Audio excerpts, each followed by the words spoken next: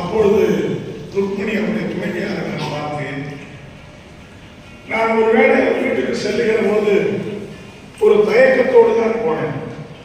அவர் எப்படி இருப்பாரோ, அவருக்கு எப்படி ஆர்வம் சொல்ல வேண்டிய நிலைமை ஏற்படுமோ, அவர் எந்த கோலத்தில் இருப்பாரோ என்றெல்லாம் இருந்த வருத்தத்தோடு தான் போனேன். ஆனால் அங்கே போன போது எனக்கே ஆச்சரியம் என்னன்னு சொன்னான், எங்களை அவர்தான் முதல்ல நின்று வரவேற்றார்.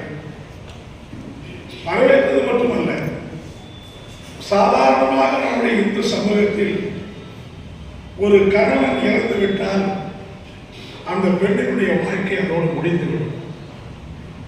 அவருக்கு பூ இருக்காது, பொட்டு இருக்காது, அவருடைய சகல உடை நடைமுறை பாவனைகள் அத்தனையும் முடக்கி விடுவார்கள்.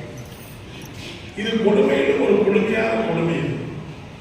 ஏன் ஒரு கணவன் இறந்து பிறப்புக்கும் அவர் வைத்திருக்கிற குங்கும பொட்டுக்கு என்ன சம்பந்தம் இருக்கிறது? அவர் தலையில சூடுகிற பூவுக்கும் அதுக்கும் என்ன சம்பந்தம் இருக்கிறது? அவர் ஏன் கணவனை இழந்து விட்டால் அவர் எல்லாத்தையும் இழந்துதான் வாழ வேண்டும் என்கிற அப்படிப்பட்ட அவசியம் என்ன இருக்கிறது? அதெல்லாம் ஒன்றுமே கிடையாது.